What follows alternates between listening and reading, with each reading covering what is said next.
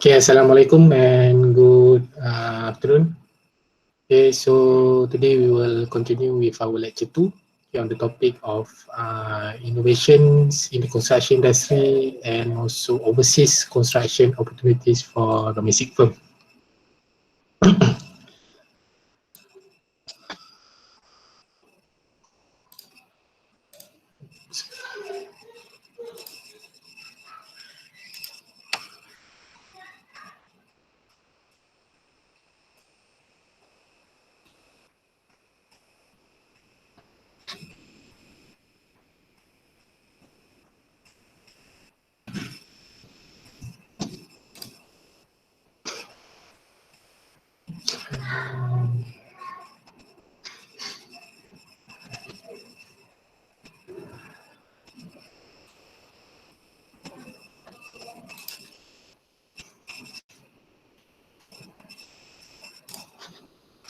Okay, hopefully you can see the slides. Boleh. Alright.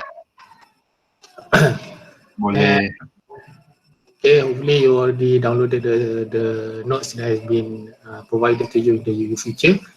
So as I mentioned just now, today's we are going to focus on the next topic, still under the first big topic of paper 1 or part A, which is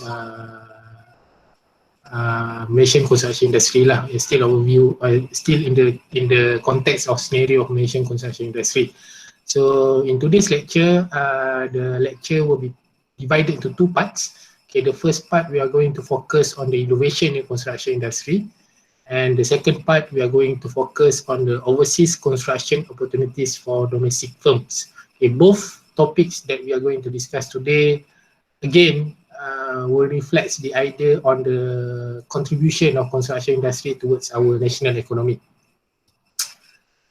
Alright, for the first part, this is the lecture outline. Okay.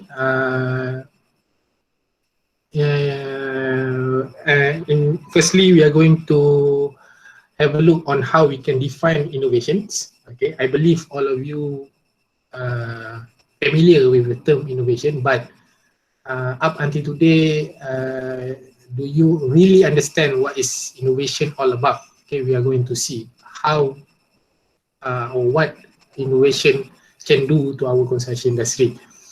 And the second part of innovation that we are going to answer two questions. Okay, why and what. Okay, the first question is why we need innovations. Kenapa kita perlukan innovations? And the second question that we are going to answer today is that what innovation can do, especially towards our construction industry.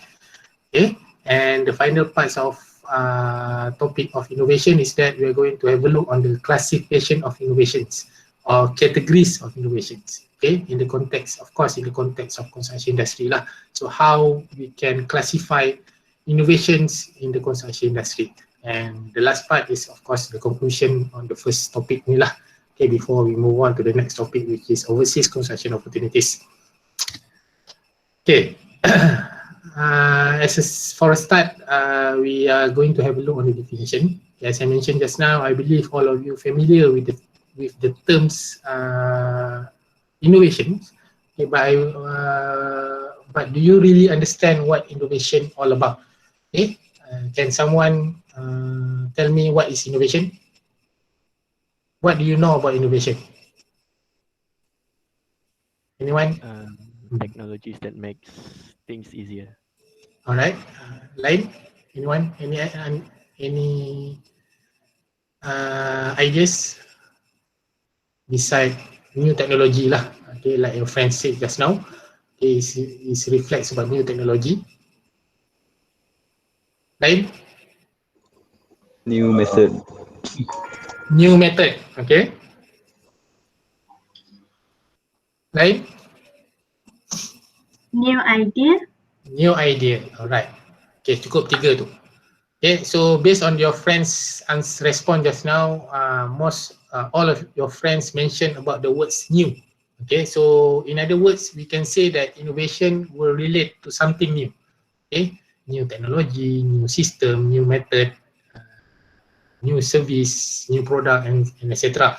But if you said innovation is only about introducing something new, you are not going to fully cover the main objective of introducing innovation. Okay, it's not enough if you say innovation is about something new, because the most important elements of innovation is that baru nak join.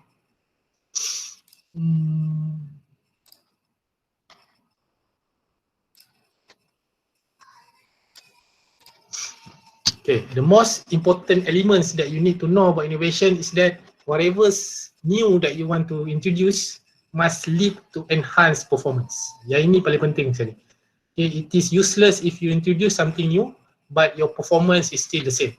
Your project still cannot be completed on time.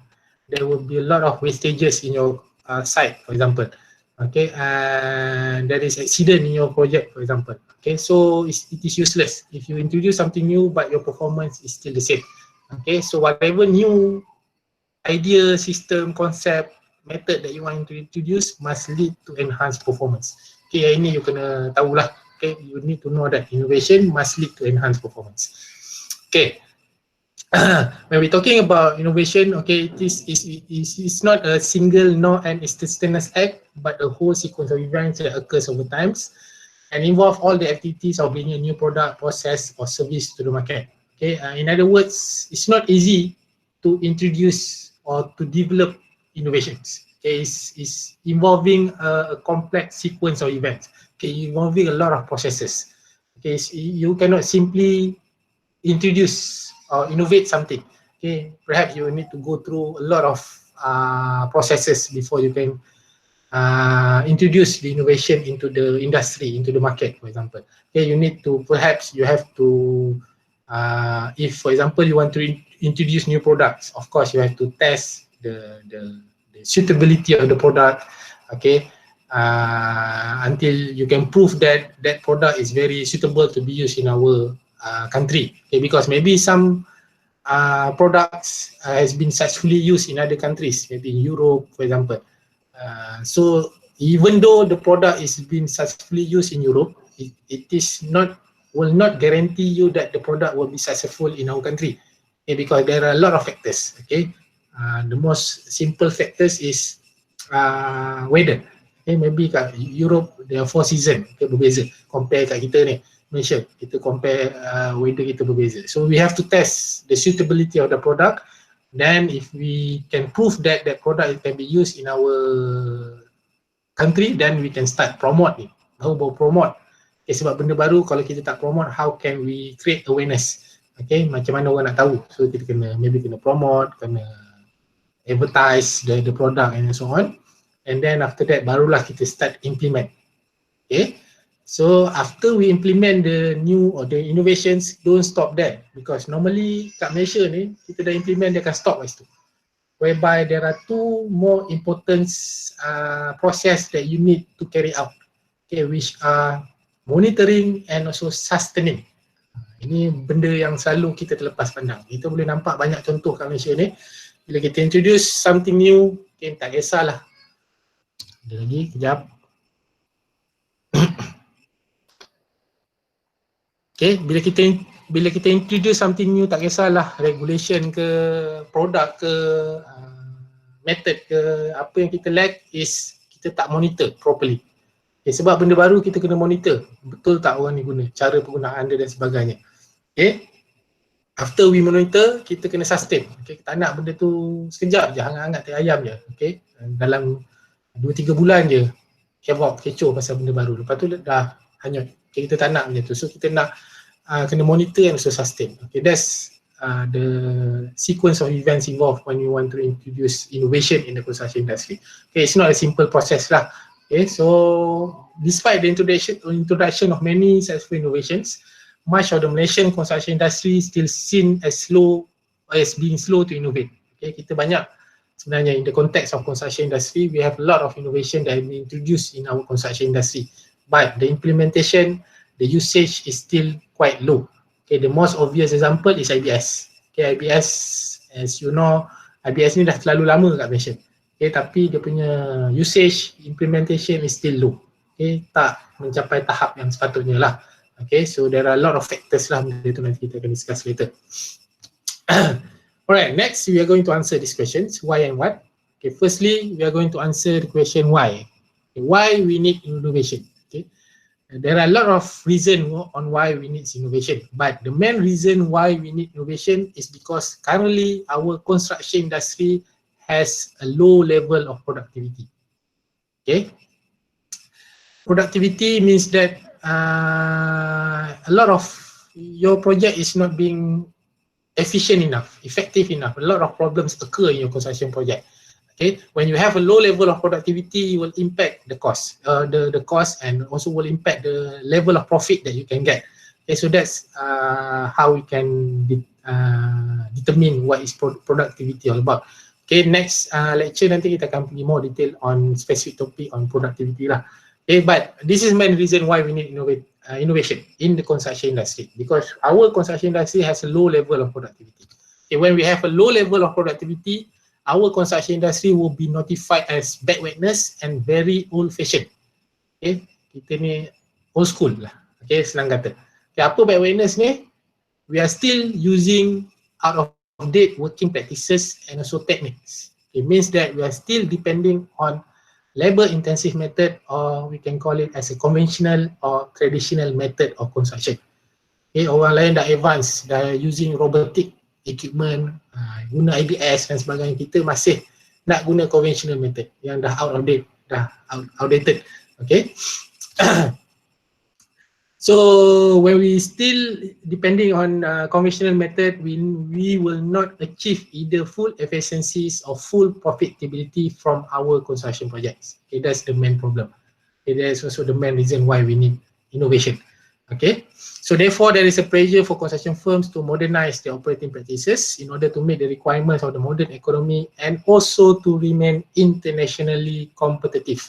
Okay, so as you notice, I think dah lama dah benda ni practice, but currently is widely used lah, especially starting from 2011, 2012. Our construction industry has become, we are moving towards what we call it as liberalization, open market. Okay, orang luar boleh, investors, company luar boleh tender projek kita. Even kita tengok macam projek ECRL, okay, even Chinese company got the project. Okay, so kita kena compete dengan global players. Okay, not only local players. Okay, of course global players ni, some of the global players ni, of course their technologies, their methods are more advanced than us. Okay, so now how we can compete with them if we are still using conventional method of construction? We are not being improvised, we are not being innovative. Okay, so that's one of the reasons also why we need to implement innovation in the construction industry. We want to compete with not only with the local players, also with the global players as well. Alright, the second question that we are going to answer is that what innovation can do to our construction industry. Alright, two things that innovation can do to our construction industry. The first one, innovation can improve the efficiency of working practices. Okay, so for example, like a steel frame structure with prefab walls. It means that we are using IBS. Okay, could still have a traditionally built and designed facade, or at least one that gave the appearance of being old-fashioned.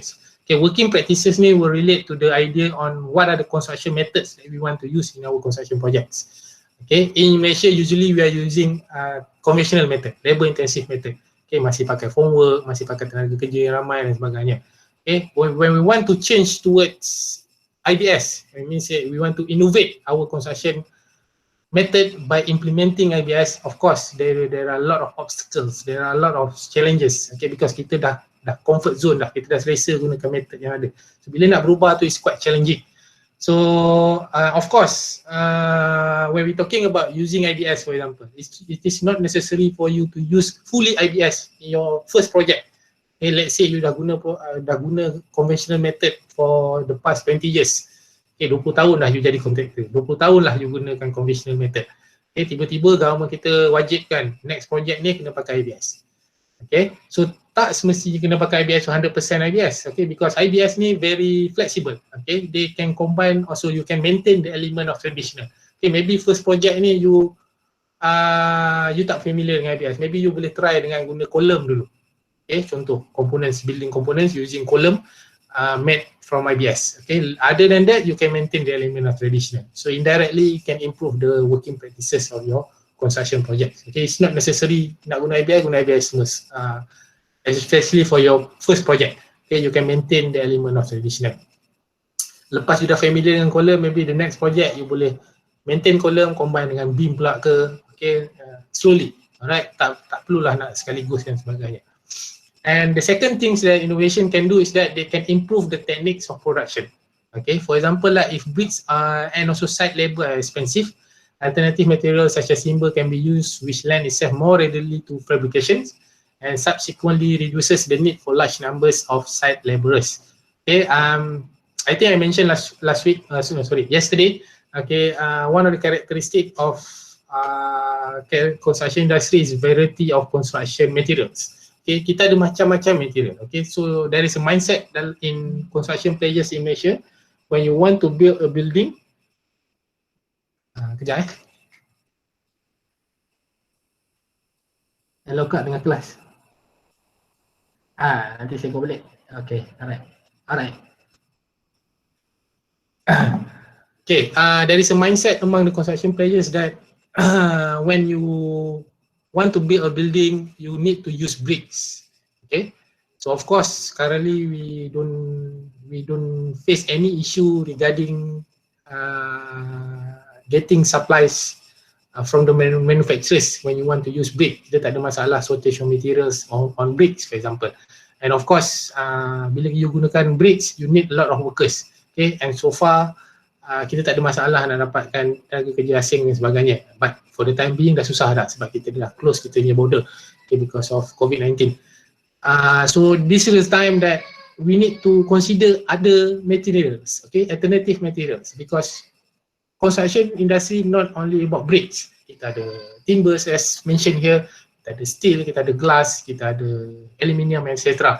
Okay, so kita boleh improvise. Okay, by using timber, for example. When you use timber, you are implementing IBS. Okay, so that's the idea. Okay, you can improve your techniques of production. Okay, perhaps you can complete your project much faster and etc. So therefore, modern product is applied onto the market, and at the same time, giving the completed building a traditional appearance. Okay, again, even though you modernize your construction product, you modernize your construction method, you still can maintain the element of traditionals in your building project or construction projects. Alright, next we are going to have a look on the classification of innovation.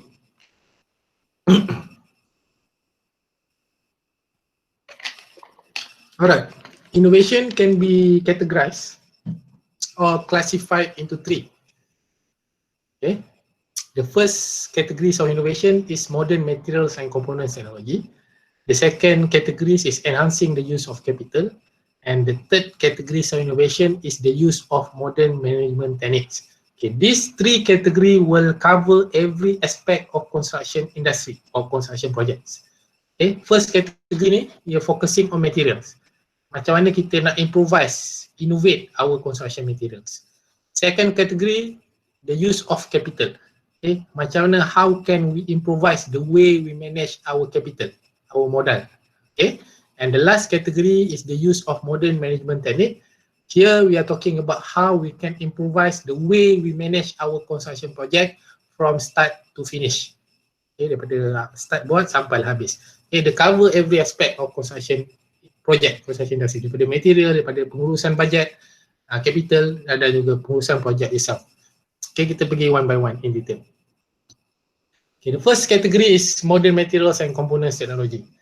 Okay, so the most obvious example when we're talking about how we can improvise construction material is that by using prefab components, or we can call it as NIBS lah, industrialized building system, whereby the component will be manufactured at the factory, delivered to the site, then kita pasang. Okay, that's one of the way that we can improvise the construction material itself. Instead of kita buat formula pasang kat site, kita dah siap-siap kat kilang sampai pasang terus pasang je. Okay, some sort like Lego. Alright, so increasing the usage of prefab components should enhance the level of productivity by facilitating a faster construction times. Okay, it's already proven Okay, when you use IBS in your construction project can be completed much faster. Okay, lebih cepat siap compare to use conventional method. Ini dah tak perlu nak dipertikaikan. Even a lot of studies that has been done. Even CIDB sendiri pernah buat study diorang sendiri. Masa peringkat awal kita nak mempopularkan IBS. Okay, dia dah buktikan yang bila you pakai IBS, projek you akan siap cepat. Okay. And nowadays, prefab component has increasingly been popular, and such a growth is likely to replace the conventional method as long as components are economically transportable to the site. Okay, one of the main reason given by the construction player on why they are reluctant to use IBS because of the transportation cost. Okay, because bila you pakai IBS, you kena order kat kilang and you kena consider the transportation cost. Let's say you order 100 kolom, okay, 100 batang kolom. Okay, nak kena deliver kat site 100 batang kolom. Trailer boleh muat berapa je? Okay, maybe 10. 10 dah 10 trip. Okay, untuk hantar kolom saja, belum beam, belum slab dan sebagainya. Okay, that's the reason lah given by the construction player. Okay, they need to consider the transportation cost. But however, the reason is not valid because even though you need to consider about the transportation cost when you use IBS, but remember when you use IBS, you will reduce numbers of workers needed on site. Okay, so sebelum ni pakai conventional method, you perlukan 50 orang. Tapi kalau you pakai IBS, maybe 5 orang dah cukup. Okay, kat situ you boleh jimat labor cost. Bila you dah jimat labor cost, you boleh top up dekat transportation cost. Okay, so that's the idea lah. Sebenarnya tak ada reason pun yang kita nak cuba elakkan IBS ni. Okay, cuma kita dah maybe mindset lah. Okay, kita dah selesa dan sebagainya. Alright, advances in technology can make what seems impossible now quite commonplace in the future. Okay, not in the future lah. Nowadays pun kita dah boleh nampak a lot of projects yang very seems impossible lah. Kita macam tak percaya yang boleh dihasilkan. Okay, macam bangunan pencakar langit yang sampai 1 kilometer tingginya. Okay, even in Dubai dia buat hotel, bilik hotel tu dalam laut. Okay, kita kat Malaysia ni setakat atas laut je. Okay, ini bilik tu dalam laut. Alright, so that's the kind of thing yang kita boleh. Even in Europe dia buat tunnel untuk train masuk bawah laut dan sebagainya. That kind of thing because of advances in technology. Alright, the main problem of implementing a new technology in Malaysia except at specific cost is the availability of cheap foreign labour from Indonesia and Bangladesh lah. Okay, ini salah satu reason juga sebab kita terlalu mudah nak dapat foreign workers. Okay, sebab tu kita susah nak berubah ke arah teknologi lah. Okay, so on the issue on foreign labour kita akan discuss next class. Alright, next categories of innovation is enhancing the use of capital. Okay, we need to find ways on how we can improvise the way we manage our capital, the way we use our money. Okay, use our budget. Okay, when we talk about the use of capital, we can refer to the capital to revenue ratio. Okay, currently, what is capital to revenue ratio? Is simply a measure of how much capital is available to each worker in the industry. Okay, so currently kita spend the main problem in construction industry, we spend too much on workers. Itu scenario dekat Malaysia. Okay, itu current practices, old school punya style. Kita allocate a lot of amounts of money or budget towards workers. Okay, so it's very difficult to change because one among the issues are the mindset. Kita dah comfort. Okay, we are in the comfort zone. Kita dah selesa dengan method yang kita pakai.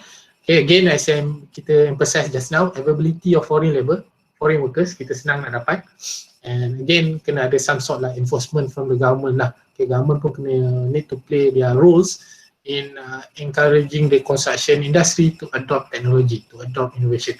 Okay, apa improvisation yang kita boleh buat adalah instead of spend too much budget or money towards workers, perhaps we can reduce that budget and put more money on technologies, put more money on new products and etc. Okay, put more money on equipment, new equipment yang boleh kurangkan tenaga kerja di site. Okay, that's the idea on how we can enhance the use of capital in the construction industry. Okay, instead of putting a lot of money for workers, kita kurangkan, kita lebihkan pada teknologi, lebihkan pada equipment dan sebagainya. Okay, that's the idea on how you can enhance the use of capital, how we can improvise. However, there will be a few problem if you want to change towards that. Means that kita nak spend more money on technology, spend more money on equipment. Okay, ada a few problems. Okay, first one, construction industry usually involve the manufacturing and assembling process. Okay, for example, like kita nak kurangkan tenaga kerja, kita nak spend on IBS, let's say. Okay, so bila kita move towards IBS, construction process kita will be divided into two main processes, whereby which are manufacturing process, which the component will be manufactured at the factory and then deliver to the site, sampai site kita assemble, pasang. Okay, itu two main processes bila you pakai IBS.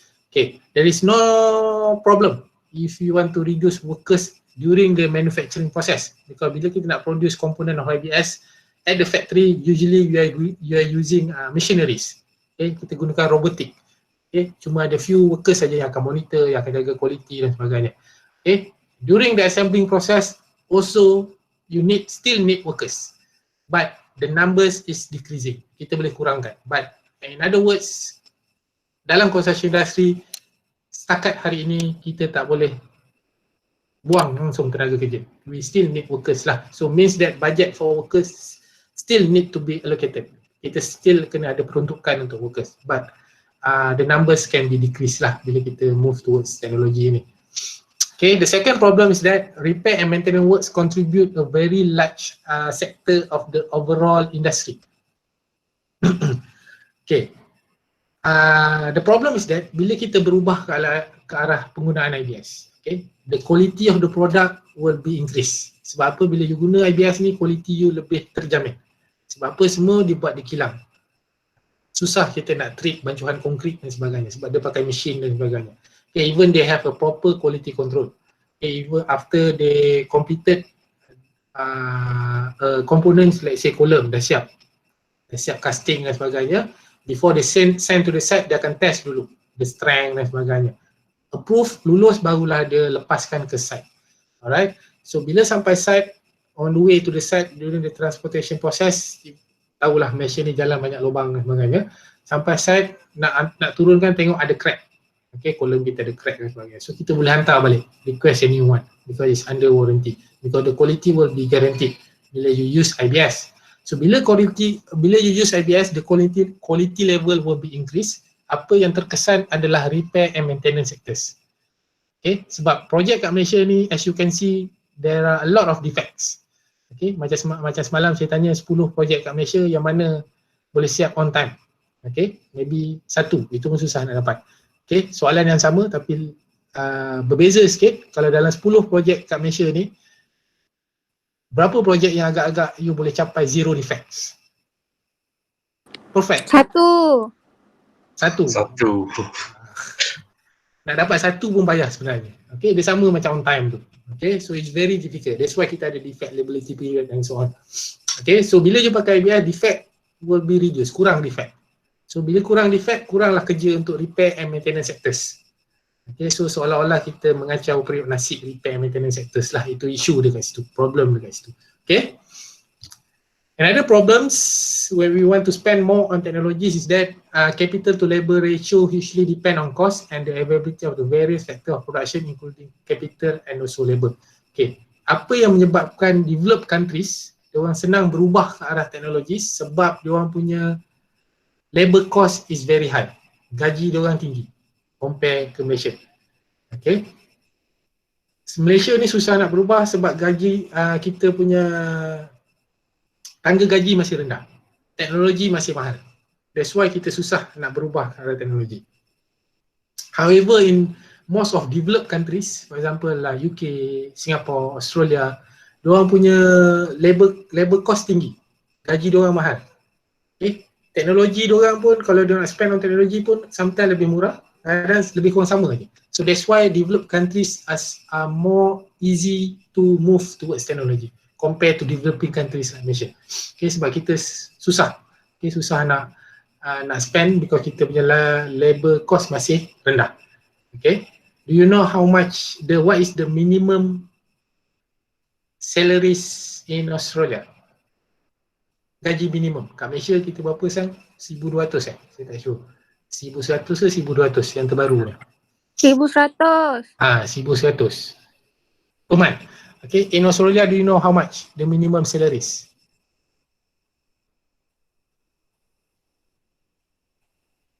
Any idea? Above 3K, 3,000. 3K, Above, 3,000. yeah. Around there. Okay. In Australia, the minimum salaries ini 2 tahun lepas, 3 tahun lepas lah masa saya kat sana lah. Sekarang ni saya tak tahulah kalau naik ke turun ke lagi, atau naik atau turun. But based on 3 years, the last 3 years, the minimum wage rate in Australia is $15 per hour. $15 times 3, 45 ringgit per hour. Okay, RM45 sejam. Itu rate, minimum rate. If you work as a cleaner, your salary will be roughly $20 per hour. Itu kerja gaji cleaner, bukan kerja lecturer ke, kerja engineer ke, alright. 1 jam $20, kali 8 jam $160 sehari. Kali 5 hari kerja dah 16 kali 5, $800 seminggu. Kali 4 minggu, $3,200 sebulan. Kali RM3 duit kita, RM9,600 sebulan. Itu cleaner. Okay, bukan, saya tak cerita pasal professional punya works. Okay, so that's how kita tengok beza lah develop dengan developing countries. Okay, so bila gaji wage rate kita tinggi, so kita senang berubah ke arah teknologi. Okay, kita seboleh daya kita nak kurangkan tenaga kerja sebab nak bayar gaji mahal. Okay, so that's why kat Malaysia ni kita find it difficult sebab kita punya wage rate masih rendah, teknologi kita masih mahal. Alright. And next problem is that construction industry is dominated by a large number of small firms that rarely have sufficient finances to acquire much capital equipment. Okay, one of the problem we mentioned that kita ni banyak sangat companies SME, small medium enterprise, which we are going to discuss next class. Okay, that's also one of the issue. Okay, bila we have a lot of SMEs, okay, dah nama pun small medium, of course dia orang punya budget pun small medium, so tak besar. Okay, bila nak spend on technology, of course dia orang tak ada budget dan sebagainya, so quite challenging lah. And the last one, the need for ownership of capital equipment by construction firms is not great due to the specialized and too expensive plan that cannot be afforded. Okay, bila kita nak spend on, let's say, new equipment, kita reluctant to purchase the equipment. One of the reasons sebabnya selain daripada harga mahal, sometimes the equipment is job specialized. Dia tak boleh buat, tak multi purpose. Okay, contoh macam equipment to bore the tunnel, nak korek tunnel. Macam kita buat smart tunnel itu, MRT project pun itu kita ada buat, kita ada gunakan mesin tu. Kita tak beli tu, kita pakai luar punya. Macam smart tunnel, if I'm not mistaken, kita pakai France punya kot, Jerman. Yang MRT ni I'm not sure daripada mana. Sebab bila kita beli equipment tu, dah lah harga mahal. Lepas tu project tunnel ni tak adalah setiap tahun ada project tunnel. So kalau dah beli, dah satu hal nak kena simpan. We need to find space, dah kena sewa tanah, tapak nak simpan. Lain lah boleh lipat-lipat masuk dalam wardrobe. So that's the thing lah. Benda-benda macam tu yang makes our construction firms or players reluctant to purchase new technology. So that's among the problems lah when you want to invest more on technologies, on method or equipment in the construction industry. Alright, the last categories of innovation is the use of modern management technique.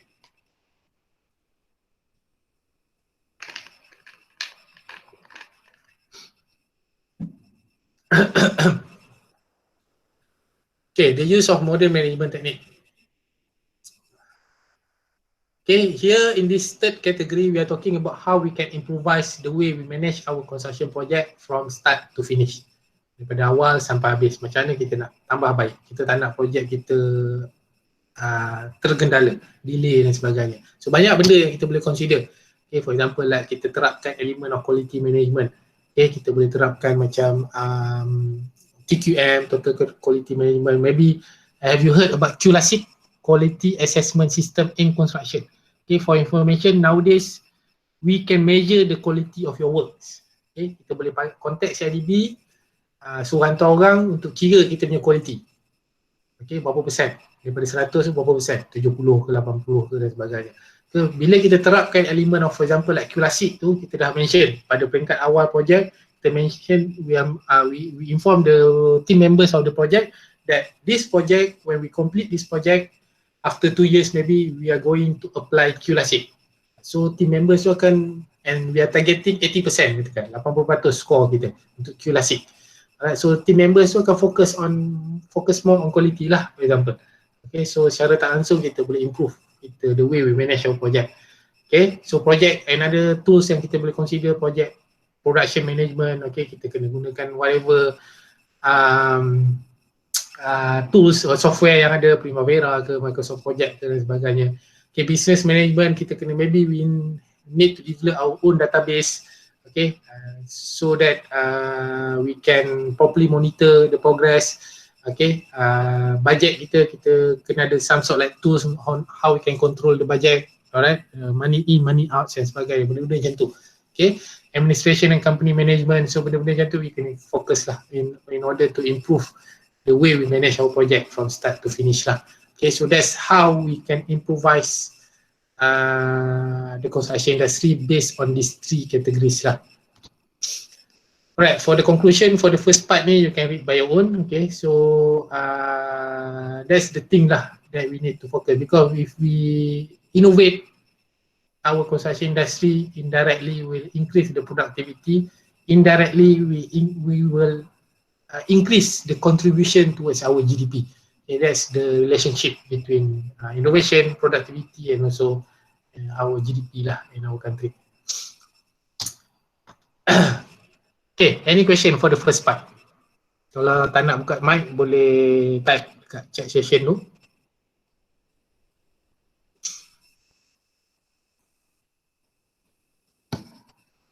Dah naik dah rate 19.84 per hour.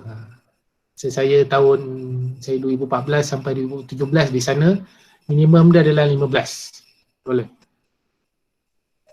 Okay, siapa bercita-cita nak pergi ke sana, pergilah. Ni apa ni, selalunya purchase or sewa equipment. Boleh completekan soalan you, Afi Afzal?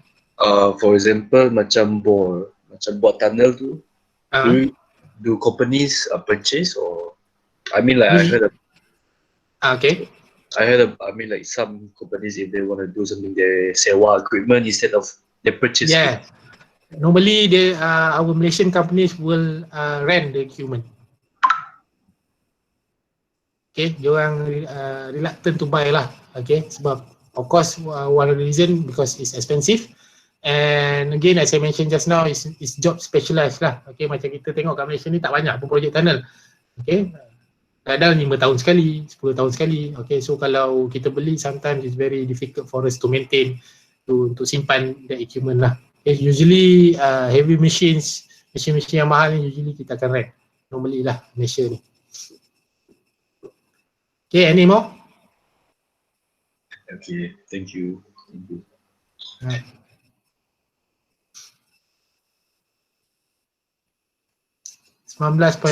Yeah. Do you think IBS will be implemented more in the future in Malaysia? Sepatutnya dah lama dah. Sepatutnya. Okay. Sepatutnya dah lama dah IBS ni diguna pakai di Malaysia. Okay. Because IBS ni berapa, do you know when IBS is being implemented in Malaysia? Tahu bila? Anyone? 19 something. 1997. 1997. Okay, IBS ni kalau dia seorang manusia yang dia bekerja government dan nak pencen dah. Dah 56 tahun lebih kurang IBS ni kat Malaysia. Okay, diperkenalkan tahun 1964 di Malaysia. But we are getting serious about IBS, and when the government think that IBS is a way forward for our construction industry starting from 1990s lah, baru nampak effort from the government untuk promote IBS dan sebagainya. Tapi IBS bertapak di Malaysia dah lama. Okay. And even kita dah banyak buat rules macam government project kena gunakan at least 70% IBS. Tapi in fact tak capai pun. Kebanyakan government project tak capai pun 70%. Again, that's why saya cakap tadi in the beginning of the lecture tadi about innovation, proses dia. Kita introduce something new, tapi kita lack on monitoring and sustaining. Okay, kita tak properly monitor. Okay, kita implement je. Okay, benda regulation lah apalah, tapi kita tak tengok benda punya implementation has been done correctly or not. Okay, banyak isu lah, banyak contoh macam kita zaman few years ago kita ada isu pasal GST. Okay, cukai tu. Okay, yang jadi isu politik dan sebagainya lah. Okay, GST is a good tax system. Okay, sebenarnya it's a good tax system, tapi kita punya implementation yang fail. Itu yang jadi isu, banyak isu dan sebagainya lah. Okay, so again, we are talking about lacking in terms of monitoring and sustaining lah. And actually IBS is a way forward for construction industry. Whether we like it or not, kita kena ke arah. Okay, cuma maybe kena government kena more firms lah in implementing IBS.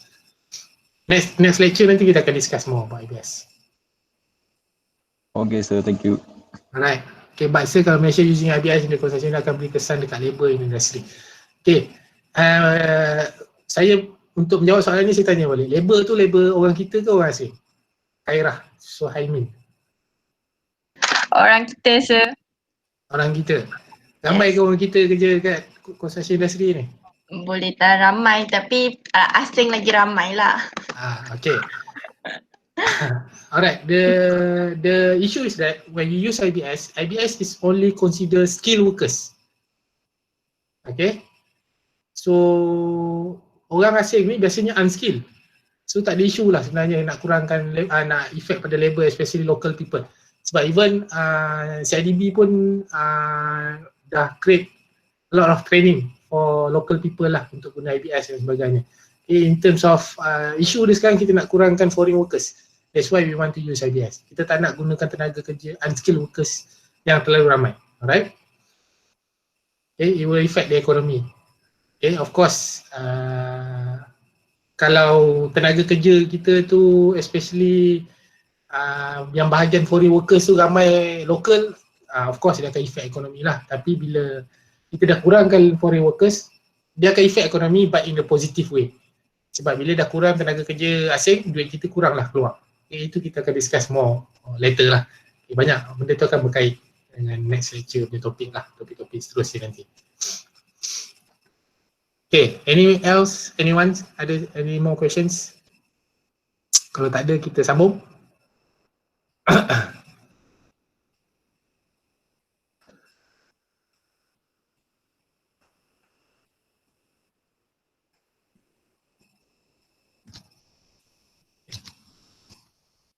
Right, next part of today's lecture, we are going to focus on overseas construction opportunities for domestic firms. Okay, so why we need to focus on this topic? Because construction industry is not about our local market, domestic market. Okay, we need to think abroad. Okay, how we can venture abroad, because overseas project will offer you more profit, okay, economic prosperity dan sebagainya, more experience, more exposures to you, and indirectly when a lot of our construction firms involved in international project, it will bring a positive impact to our national economy. Okay. Right, there are several factors that will influence and increase numbers of international projects around the world lah. Okay. So some of factors that will influence the increasing number of international project is political. Okay, political aspect. Okay, maybe sebelum ni negara diorang politik dia tak stabil. So bila politik tak stabil, kurang dah ada development dekat negara diorang dan sebagainya. Bila ada change government, politik more stable, there will be a lot of opportunities for us to get involved. Commercial. Okay, some countries they want to commercialize their countries. Okay, there will be more opportunities for us to get involved. Especially macam contoh macam Dubai. Dubai 20 tahun, 30 tahun dulu apa ada kat Dubai? Pada pasir je. Okay, so sekarang you boleh tengok the most advanced country I think in the world, Dubai. Okay, so that's how they commercialize the country. economic factors, social factors. Okay, berkait rapat dengan maybe especially negara yang ada minyak. Okay, dia ada minyak banyak dan sebagainya, so they will use that money to develop the country, so there will be a lot of opportunity for us to get involved. Alright, the recent trends toward globalization indicates that international project will receive greater trust in a year ahead. So there will be a lot of opportunities because we can see that there are still a lot of countries that need to be developed. Okay, banyak lagi negara yang perlu dibangunkan. So means that banyak lagi peluang untuk kita involve di overseas projects. So there are various ways that we can involve. We can involve as a vendors, okay, as a contractors, consultant, investors, licensors, or maybe members of consortium, joint venture project, etc. Okay, ini saya tak sempat cari yang the latest lah. Statistic of contractors, nations contractors involved in international projects. Buka.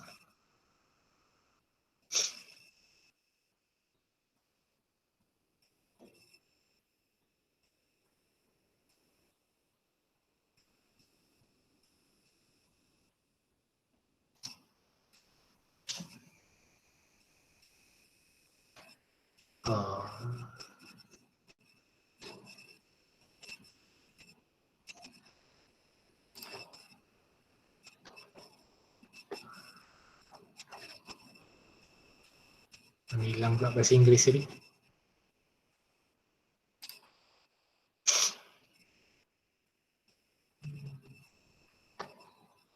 Tengok sini dulu.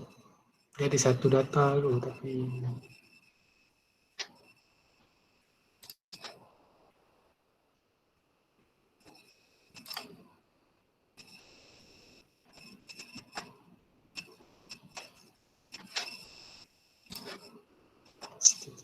statistik.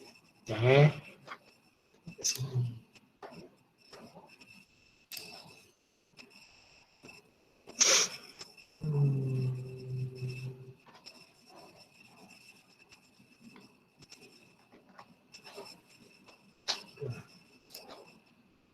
Dia dah upgrade dia punya website ni jadi confusing sikit.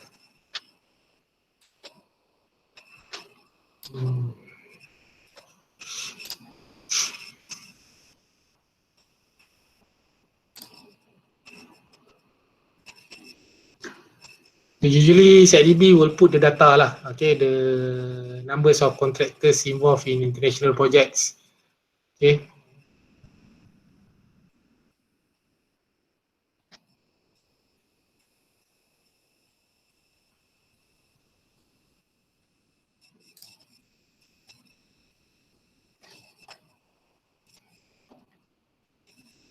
Okay, later lah nanti kalau saya jumpa yang terbaru punya link, I will share to you lah.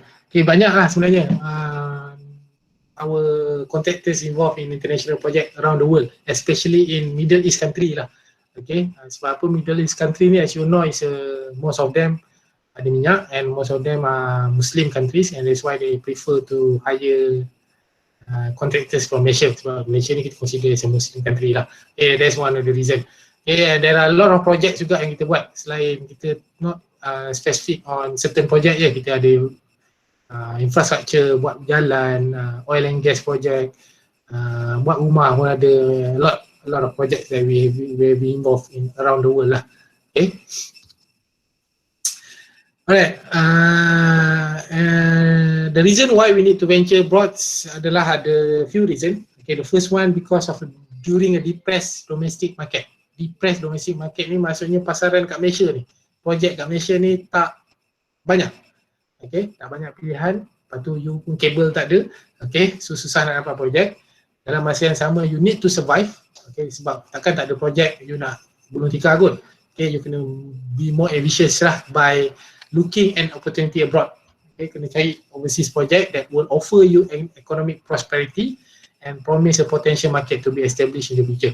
Okay, bila you involve in international project, they offer you a lot of profits because of currency and so on. And once you dah involved dengan international project, you punya scope lebih besar. Okay, banyak lagi potential project yang you boleh dapat. Okay, compare kat Malaysia ni, kita duduk kat sini, scope dia tak banyak. So bila you dah pergi keluar, there will be more opportunities for you, waiting for you lah. And another reason because of the due to the enormous wealth generated in the oil producing areas. Okay, I think I mentioned just now a few times. Okay, banyak negara-negara yang ada minyak, bila harga minyak naik, sekarang ni of course lah tak berapa mahal sangat. Zaman dulu naik minyak melambung, they will put the money, they will use the money to develop their countries, and so that we will have more a lot of opportunities for us to try to venture abroad lah. And the last one, because of the emergence of newly industrialized countries, NIC, especially in the Far East, okay, has led to the very rapid development of this area. Okay, banyak negara yang tergolong dalam NIC ni. Okay, you boleh Google, boleh tengok list dia. Termasuklah Malaysia. Okay, apa maksud NIC ni? NIC ni maksudnya government negara tersebut dia nak jadikan negara itu negara berindustri. Okay, macam Malaysia ni. Okay, bila negara when they want to become an industrialized nation, there will be a lot of developments in that particular country. Kita boleh tengok macam Malaysia. So there will be more opportunities for us to venture abroad lah as well. Alright. Okay, I mentioned just now when you involve international project, it will offer you economic prosperity. Okay, the level of profit will be much higher when you involve international projects. However, the level of risk also will be high when you involve international project. Okay, tak sama. Okay, malah lebih mencabar lagi. Okay, sebab bila you buat projek kat Malaysia, you dah tahu, dah familiar, ada masalah nak buat apa, nak pergi mana, kat mana you nak selesaikan dan sebagainya. Tapi bila you pergi overseas project, the risk, the challenge will be in different league. Okay, berbeza. Okay, so you, in order to make sure that you can you can prepare your companies if you're facing any problems, you have to carry out two types of study, dua jenis study. Yang pertama is pre-project country study, and the second one is industry study. Okay, firstly we have a look on the pre-project country study. Okay, the name itself is already obvious, country. Maksudnya kita study negara yang kita nak pergi tu. Okay, kalau kita nak pergi Thailand, kita study lah Thailand. Kita nak pergi Arab Saudi, kita study lah Arab Saudi. Okay. So pre-project country study can form the basis for formulation of an appropriate strategy for the success of the selected project. Okay, this is some sort like risk management study lah. Okay, bila you carry out the studies ni properly, dia boleh menentukan sama ada project you will become a success or not. Okay, kalau you buat tak betul, maybe will affect your projects lah. Alright, again, the purpose of a project the purpose of a pre-project country study is to gauge the extent of the project risk, okay, as I mentioned earlier. Okay, you're going to identify what are the risks that you're going to face when you go to that particular country. Okay, so from the listed potential risk, you can identify how you're going to solve it. Okay, you boleh develop backup plan. Okay, plan A, B, and so on. Okay, what are the areas that you have to focus under the country study? There are 5: economic indicators, political stability, legal and fiscal framework, business environment, and also infrastructure, and also logistic. Okay, kita tengok yang pertama, economic indicators. Alright. Before you go, you want to go to that particular country. Okay, contoh kita ambil India lah. You have an opportunity to get involved in India. Okay, you ada dapat project ke India. Okay, in order to know whether India has a stable economy or not, what is the first thing that you have to look? Apa benda pertama you kena tengok? Nak tahu negara India ekonomi dia stabil atau tak, okay atau tak? GDP. Alright, so that's the first thing yang kita tengok, GDP of that particular country. Okay, how stable the economy of that particular country by checking their GDP. Okay, nak check GDP jangan tengok yang the latest je, kena tengok track record for the past 5 years maybe. Macam mana trend dia, positif je ke sekejap negatif, sekejap positif, turun naik, fluctuate dan sebagainya. Kena tengok properly. Okay, and then you have to have a look on the rate of inflation as well. Inflation rate of on that particular country, because high inflation rate could provide highly detrimental to a company's profitability. Kalau negara tu inflation rate dia tinggi, dia akan impact you punya profit. Sepatutnya you boleh dapat lebih, tapi sebab inflation rate dia tinggi, profit you akan kurang. And of course, country currency, dia kena tengok currency, kena familiar with the currency, sebab you are going to do a business in that particular country, so you need to get familiar with their currencies. Okay. And the other thing is about the capital markets, they are Beyonce. Okay, ini bukan Beyonce penyanyi, Beyonce ni ketahanan. Okay, dia banking system, sebab kita akan gunakan dia punya banking system. Duit money, duit nak masuk, okay, nak bayar gaji pekerja dan sebagainya. You have to open account in that particular country. So you kena pilih banking system yang mana yang okay. Sebab bank of course kat setiap negara ada banyak pilihan. Okay, macam kat Malaysia ni kita ada banyak, lebih 10 bank. So kita pilih yang mana yang paling okay dia punya banking system. Alright. Balance of trade and external borrowings. Okay, balance of trade ni in terms of import and also exports. Okay, yang ini kita akan discuss more later on. Ada specific part on balance of trade ni lah. Dia berkait rapat dengan import dan export. And then the last part of economic indicators yang kita tengok adalah the track record of the country. Okay, related to repatriation. Okay, send home money. Okay, apa maksud send home money ni? Bila you nak bekerja di negara orang, you pun akan jadi macam Mat Indon Bangla dekat Malaysia ni. You pun akan hantar duit balik. Okay, orang Indon Bangla ni semua akan hantar duit balik. Macam kat Malaysia, macam kalau kita as a Malaysian when we work in other countries, also there is a potential that we are going to send home money. Maybe nak hantar, maybe tak bawa family pergi. Okay, maybe nak bagi mak ayah ke adik-beradik dan sebagainya. So every time you send home money, the government of that particular country will charge you. Ada some sort like what we call as a tax. Okay, dia akan charge you.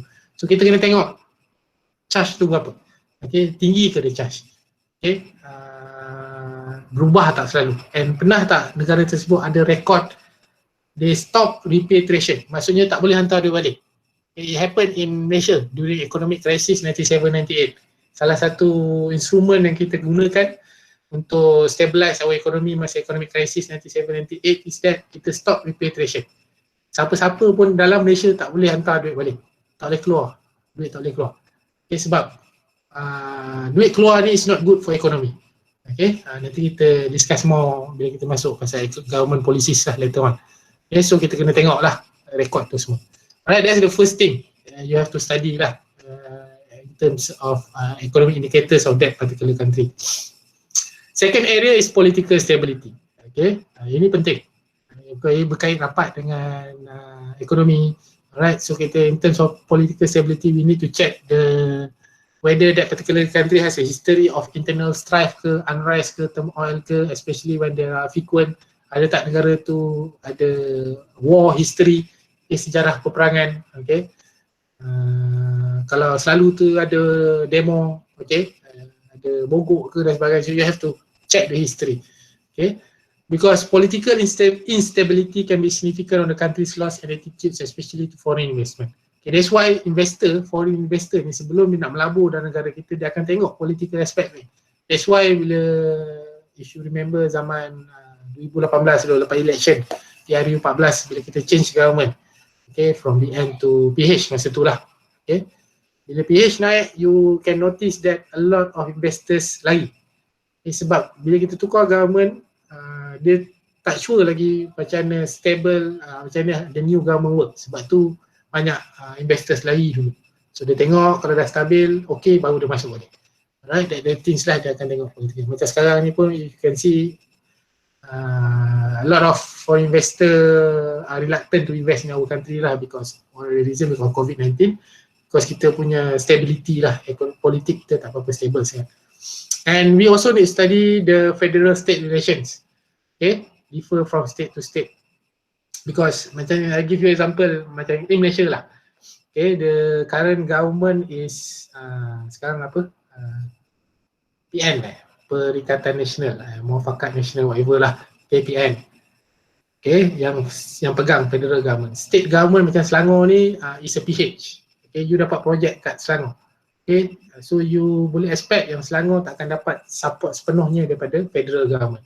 So, sebab dia negeri pembangkang. Okay, so you have to study that. Tempat yang you nak pergi tu siapa dia punya authorities. Okay, siapa yang berkuasa, pembangkang ke kerajaan. Okay, that kind of thing lah you have to study. And next area is legal and fiscal frameworks. Okay, international projects are often subject to the laws of the host country and need careful scrutiny. Okay, scrutiny ni you kena carefully examine, investigate. Okay, antara aspek yang kena tengok adalah the legal liability of the foreign company in case of disasters. Okay, especially contoh you pergi negara yang ada sejarah peperangan, you kena betul-betul make sure dekat contractual stage before you sign the contract, you kena tengok apa protection of your company, apa yang company you dapat in case of disaster happen during your time over there.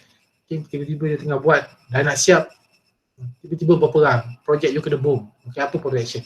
Okay, some sort like insurance. Masa tu you kena make sure benda tu ditekankan. Okay, maybe you pergi buat projek dekat negara yang has been located at earthquake zone, kawasan gempa bumi. Okay, you need to focus on that as well. Okay, kena tengok apa protection yang you dapat. Alright, you kena tengok juga on the element of approval procedures, especially in terms of ecological impacts of projects. Okay, of course, macam Malaysia, before you start project, you need to submit EIA, Environmental Impact Assessment.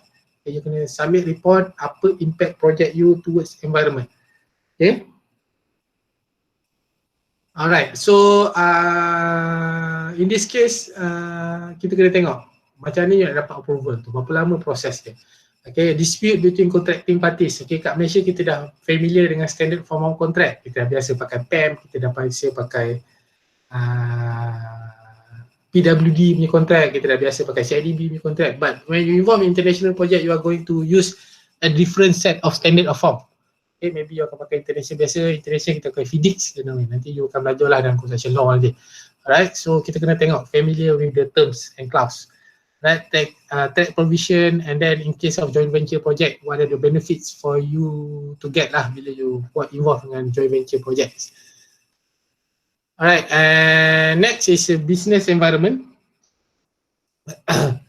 Okay, you have to study the local availability of skill labor under various categories. Okay, if not enough, maybe you need to bring your own workers, kena bawa pekerja sendiri. Equipment and techniques, okay, kena properly study. Maybe some countries that you want to go is very advanced. They are more advanced than us. Kita masih pakai formwork kayu, timber formwork, dia dah pakai steel formwork dan sebagainya, that kind of thing, kena tengok. Maybe ada certain countries yang maybe jauh lagi daripada kita sebenarnya. Okay, kita at least scaffolding dah pakai besi. Ada negara yang masih pakai buluh. Okay, so jangan pelik, masih ada. Okay, macam in some part of India, in some part of Indonesia masih pakai bamboo as their scaffolding. Okay, attitudes to work. Okay, can we ask the workers to work overtime? Can we do the concreting works at night? Okay, kami cakap Malaysia tak ada masalah nak buat tengah malam, sampai tengah malam dan sebagainya. But in other countries maybe they are different. Okay, maybe sampai sharp pukul 5 kena stop kerja. Sabtu Ahad tak boleh kerja. Okay, no weekends. Okay, no works on weekend. Okay, something like that. Okay, maybe ada certain countries they very particular, especially in Middle East countries. Okay, masuk waktu solat kena stop kerja, kena berhenti sembahyang. That kind of thing you have to study lah. And of course language and also cultural restrictions lah. Okay, local regulation and approval procedures. Okay, availability of construction materials, problems of business ethics and integrities. Okay, so ini penting Okay, business ethics and integrity. Okay, kat Malaysia ni, Malaysia boleh land. Okay, semua boleh. Okay, lambat, money on the table lah dan sebagainya, beli kopi lah, apalah. Okay, but maybe in some countries, in other countries, they are very ethical. Okay, tak boleh. Kalau dia kata consultant cakap no lah, tak ada duit tepi ke apa ke, so you have to properly study that area as well lah. Alright, and the last area that you need to focus on the pre-project country study is infrastructure and logistics. Okay, this is the surrounding area of your construction projects. Okay, you have to study the roads. Okay, bridge ke kalau ada. Okay, maybe you are planning to use IBS katakan, nak pakai IBS kat negara tersebut. Okay, of course bila pakai IBS we need to consider the transportation. Okay, large transportation, you have to use trailer and so on. Tapi if your surrounding area of your construction project is not suitable to use IBS, sebab apa? Jalan sempit dan sebagainya, so you need to replan balik, kena tengok balik apa yang you boleh buat, option apa yang you ada. Okay, power and fuel supply, okay, housing, medical care, shopping, arcade and recreational facilities, okay, for your workers, okay, yang mana terdekat dan sebagainya. Alright, so that kind of thing you have to study as well under infrastructure and logistics areas. Okay, that's the 5 areas that you have to study under pre-project country study. Alright, the second type of study is industry study. Okay, kalau yang pertama tadi kita fokus pada negara. Okay, yang second one ni we are focusing on the industry that we are going to involve. In this case is construction industry lah. kita nak pergi negara tersebut, kita nak buat projek, construction project. So kita kena study construction industry in that particular country. Okay, a lot of aspect that we have to cover lah. I am not going to go through all in details all. Okay, but a few saja. Contoh, for example, like present demand. Okay, for example, like you involving you are going to involve in a residential project in that particular country, let's say. So you kena study lah the demand of housing in that particular country. Ada tak demand? Okay, sizes of the project, how big your project is, past growth in demand. Is there any history of sudden collapse in demand? Okay, maybe sebelum you pergi tu you tengok, okay, demand tengah tinggi ni housing, so you pun start buat. Suddenly bila tengah buat tu, demand for housing collapse sebab ekonomi negara tersebut jatuh dan sebagainya. So it will affect you. Okay, so you kena have a backup plan apa you nak buat dan sebagainya. Okay, projection for future demand potential, competing products, market share, availability of raw materials and statutory approvals, that kind of aspect that you have to cover under industry study. Okay, so these two type of studies are very essential. You have to carry out before you can get involved in international projects. Okay, and based on these two studies, as you can see, you need a lot of information. Okay, is it necessary for us to go there to get those information? Perlu ke semata-mata nak dapat those information ni you kena pergi negara tersebut? Kena pergi India, kena pergi Thailand. Thailand dekat tak apalah, kena jauh-jauh. Okay, takkan semata-mata nak dapat those information you have to go there. Okay, it's not necessary for you to go there unless kalau company you banyak duit ke apa ke nak hantar pergi, tak ada masalah.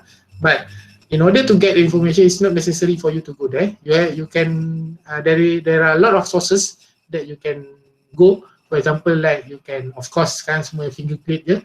Okay, you can obtain information from internet. Even macam tadi surrounding area kita boleh tengok Google Map, satellite dan sebagainya.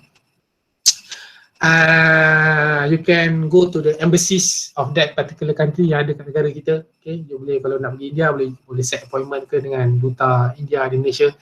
Alright, maybe you can go ask any companies kat Malaysia yang pernah terlibat dengan projek di negara tersebut. Maybe company A pernah buat projek kat India. Okay, you boleh pergi and share experience. Okay, selain daripada tu, you can go to CIDB. Okay, CIDB has a record about 60 countries. Okay, you boleh pergi CIDB. Okay, I want to do a project in India. Katakan ada tak record-record info yang berkait? Alright, so CIDB boleh bagi. So that's among the sources of information that you can obtain lah. Okay, it's not necessary for you to go there. Alright, we are towards the end. Okay, the last part of overseas opportunities, kita akan tengok overseas construction opportunity, kita akan tengok the benefits and also opportunities. So in this case, it's more or less about advantages lah. Advantages when you involve in international project. What you can get when you involve in international projects. Alright, number 1 until 3 ni is more focusing on, number 1 and 2 ni, okay, is more on economy punya aspect, benefits yang you boleh dapat.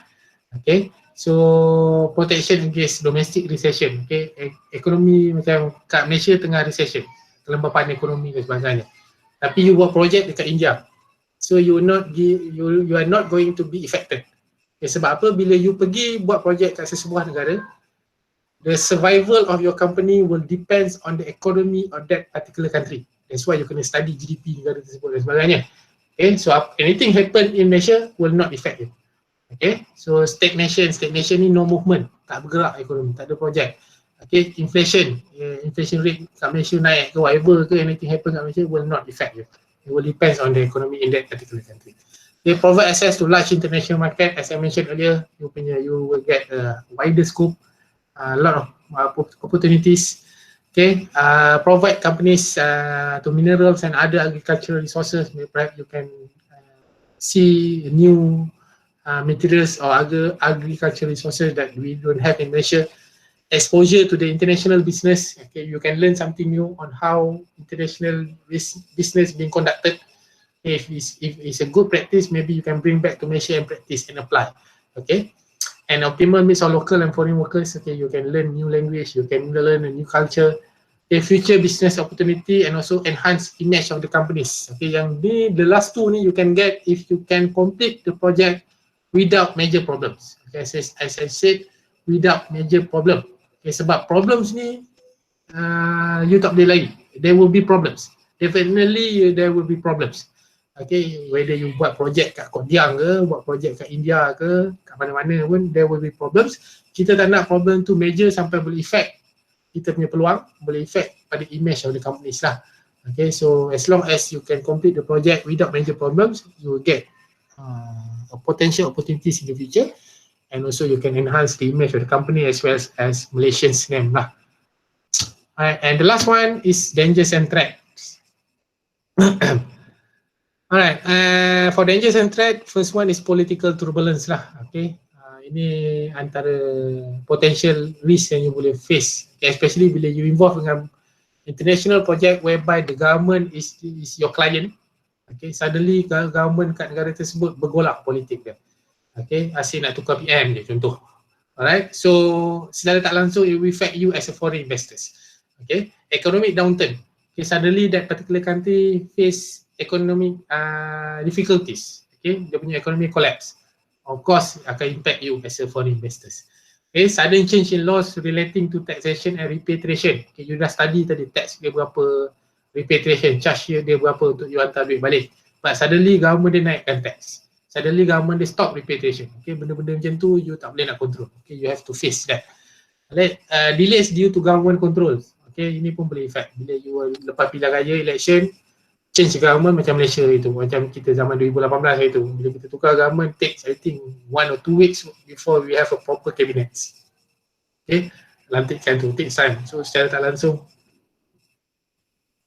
it will affect us lah as a foreign investors as well. Okay, barriers due to cultural and also languages. Okay, also a challenge, threats to us. Okay, culture berbeza, language berbeza. Alright, kalau negara tu boleh cakap English as their second language, tak ada masalah sangat. Okay, kalau susah kena bring translator. Okay, weather problem also sometimes also quite a challenge and threat to us. Okay, maybe some of us is not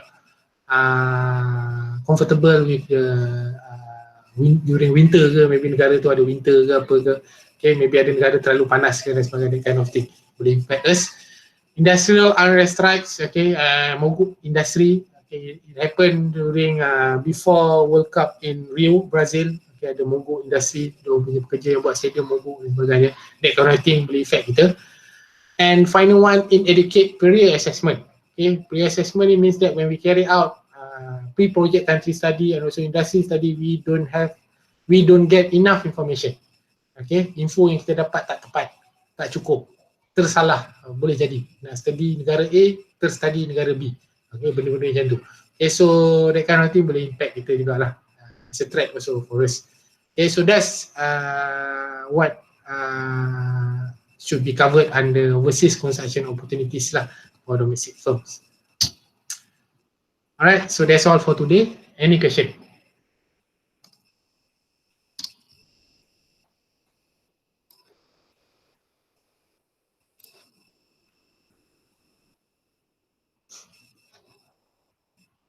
Okay, ada soalan?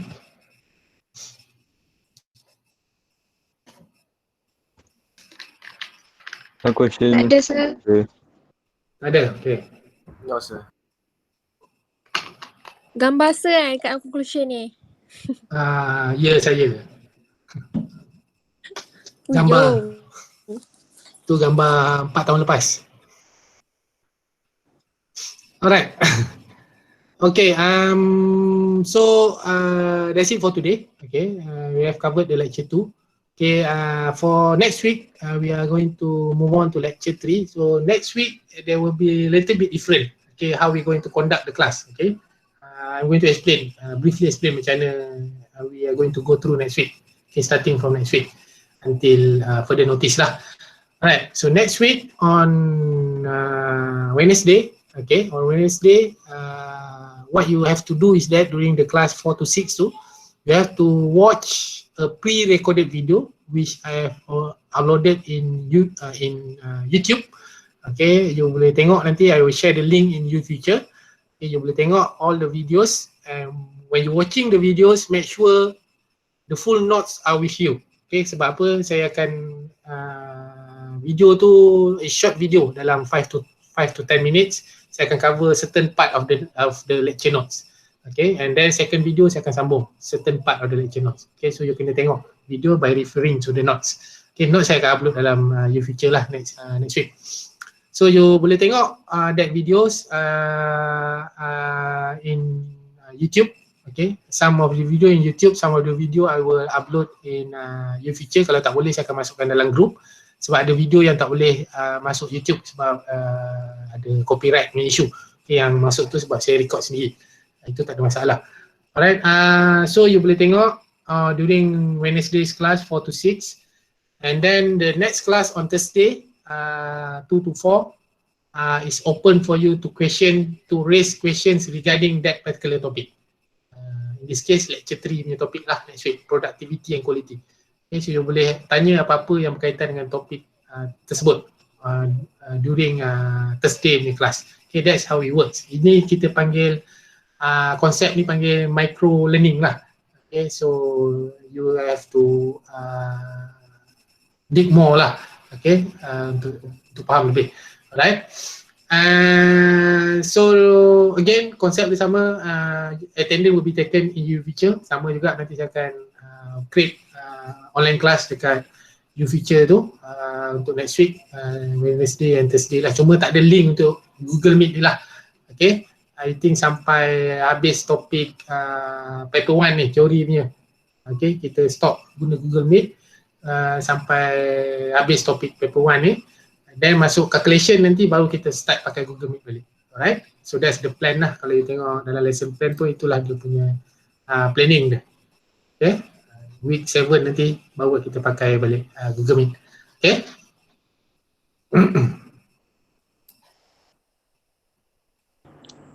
Sir, Khamis depan cuti. Cuti apa lah Khamis depan? Saya pun tak tahu public holiday sekarang. Sebab di rumah ni pun dah rasa macam cuti kan. Cuti apa Khamis? Maulidur Rasul. Oh, Maulidur Rasul. Sebab kita tak ada kelas tau. Hari Khamis tu bukan kelas macam ni lah. Maksudnya dalam WhatsApp group tu je you tanya soalan. Post your question in the WhatsApp group on Thursday tu. So I think there is tak ada masalah aku walaupun cuti kan. Anything you want to ask, tanya je dalam tu. Okay, dalam WhatsApp group tu lah. Thursday. Okay, ataupun sebab it's just macam informal punya session lah. Discussion punya session. Kalau you rasa tak ada soalan, tak adalah. Kalau you faham apa yang diterangkan dalam video yang saya masukkan dalam YouTube tu, tak ada masalah. Okay, kalau you nak tanya apa-apa, you boleh tanya hari Khamis tersebut. Okay? Okay, sir. Okay, sir. Okay, sir. Right. So that's all lah for today. Kita jumpa next week lah dalam bentuk YouTube and also WhatsApp group lah sampai week 6 nanti kot. Okay, so thank you. Sebelum tu yang rayuan semua ada yang dah masuk lah ke belum masuk lagi? Belum, sir. Belum. Okay, dia orang sepatutnya register last hari ni kot. 20 sampai 22. Hari ni pun 22. Hari ni last katanya. I think by tomorrow dah ada additional lagi lah. Okay, so that's all. Thank you for your time. Take care.